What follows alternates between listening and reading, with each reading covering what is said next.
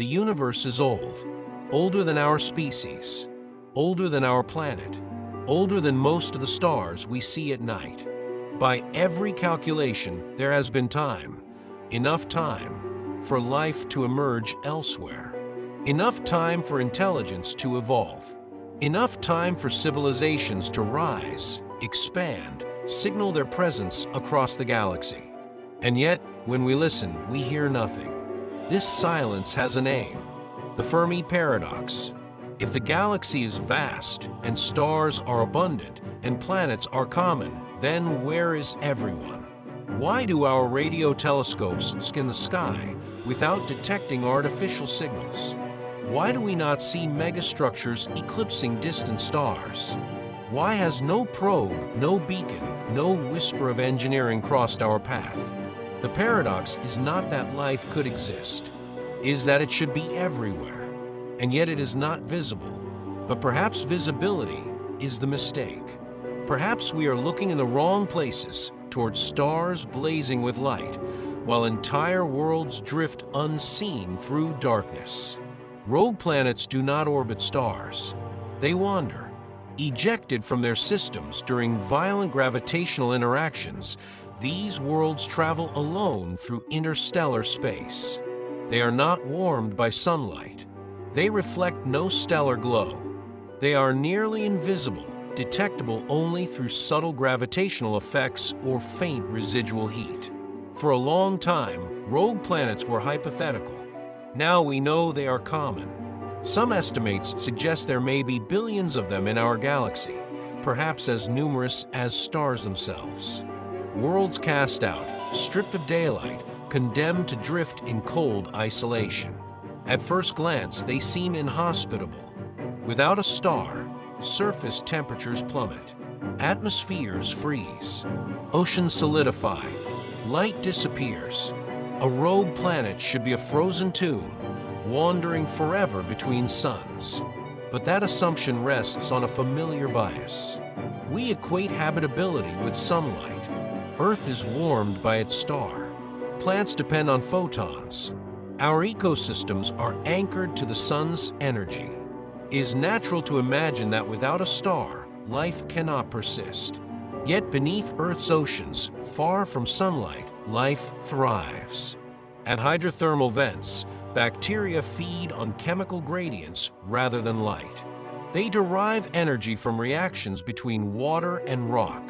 Entire ecosystems exist in darkness, powered not by fusion above, but by chemistry below. Now imagine a rogue planet not as a frozen rock, but as a sealed world. A planet massive enough to retain a thick atmosphere, perhaps rich in hydrogen. Hydrogen, under pressure, is an effective insulator. It traps heat. Beneath such an atmosphere, geothermal energy from radioactive decay could keep subsurface oceans liquid for billions of years. No sunlight required. A rogue planet could harbor an ocean beneath ice, warm from within, insulated from the vacuum of space. Its surface might be dark and frozen, but deep below, water could flow. Such worlds would be invisible to us. They would emit almost no light. They would not transit stars. They would not reflect brightness detectable from afar. They would drift silently between stellar systems, carrying their internal warmth like embers hidden beneath ash. If life arose on such a world before it was ejected, it might survive. If intelligence evolved there, it would do so without a sky. No constellations, no sunrise, no visible stars. A civilization born on a rogue planet would never look up and wonder about distant suns. It would not measure time by seasons or orbit. Its universe would be enclosed, bounded by atmosphere, ice, and ocean. It might never know it was drifting. This possibility reframes the Fermi paradox. We assume advanced civilizations expand outward, harnessing starlight, building beacons, colonizing neighboring systems. But what if some never seek the stars because they never see them? On a rogue planet, energy is scarce but stable. Geothermal heat, tidal forces from internal moons, chemical gradients, these could power a civilization, but only modestly. There would be no solar arrays, no easy access to vast energy reservoirs. Expansion into space would be exponentially more difficult. To leave a rogue planet would require discovering physics without the inspiration of visible astronomy. To detect other stars, one would need instruments capable of sensing faint infrared glows across unimaginable distances. Without cultural myths of the heavens, without visible celestial motion, would such a civilization even conceive of a wider cosmos? Perhaps they would. Intelligence seeks patterns. Even on a rogue world, gravitational tides might hint at a captured moon. Subtle background radiation might be measurable. The cosmic microwave background would still permeate space, a faint afterglow of the Big Bang. But the path to cosmic awareness would be longer, quieter, and perhaps never completed. Rogue planets offer another answer to the silence. Civilizations may exist in abundance, but isolated, energy-limited, and undetectable. Not because they are primitive, not because they have perished, but because their environment discourages broadcasting. Signals require power. Interstellar communication demands immense energy. A civilization relying solely on geothermal sources may prioritize survival over transmission. It may never construct planet-spanning transmitters. It may never attempt to reach beyond its dark sky. From our perspective, such a world would be invisible. We search for radio leakage from sunlit planets orbiting bright stars. We scan habitable zones defined by stellar warmth. Our instruments are tuned to the architecture of our own existence. But rogue planets do not fit our template. They do not announce themselves with periodic dimming of stars. They do not glow brightly in reflected light. They wander in the cold between systems, hidden in the gaps of our surveys. The Fermi paradox asks, where is everyone? Rogue planets suggest a reply. Perhaps they are everywhere and nowhere we are looking. There is another possibility. Rogue planets may not only host civilizations that formed before ejection. They may capture material as they drift. Passing through molecular clouds, they might accumulate gas. Gravitational encounters with other rogue worlds could create transient systems, brief dances in darkness. The galaxy is not static. Worlds wander. Stars migrate. Encounters occur across millions of years.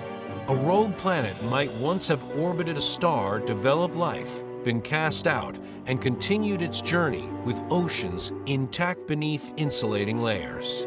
It would carry its biosphere like a sealed archive, crossing interstellar space without signal, without beacon. From the outside, it would be indistinguishable from a frozen sphere of rock. The terrifying implication is not that the galaxy is empty. It is that it may be full of quiet worlds. Worlds with oceans under ice. Worlds with ecosystems fueled by chemistry. Worlds with intelligence that never learned to see stars. Our silence may not be evidence of absence. It may be evidence of isolation. The Fermi paradox assumes that advanced civilizations expand, colonize, and illuminate. But expansion requires surplus energy and visible targets. On a rogue planet, both are scarce. A civilization might turn inward, optimizing efficiency, stabilizing its environment, perfecting closed systems. Its greatest achievement might be sustainability, not expansion. From Earth, we would detect nothing. No radio waves, no Dyson spheres, no atmospheric signatures orbiting a star. Just darkness. And darkness, by definition, does not signal. Rogue planets challenge our intuition about life's dependence on stars. They remind us that heat can come from within, that oceans can exist without sunlight, that habitability is broader than the narrow band we call the Goldilocks zone. If billions of rogue planets wander the Milky Way, then billions of hidden laboratories for life may exist, sealed, insulated, patient. Some may be sterile, Some may harbor simple microbes. Some, perhaps, may host civilizations that evolved in eternal night. They would not look outward for warmth. They would look inward for stability. And in doing so, they would remain undetected. The Fermi paradox may not be a paradox at all. It may be a limitation of perspective. We expect life to shine. We expect intelligence to broadcast. We expect civilizations to expand. But the universe is under no obligation to conform to those expectations.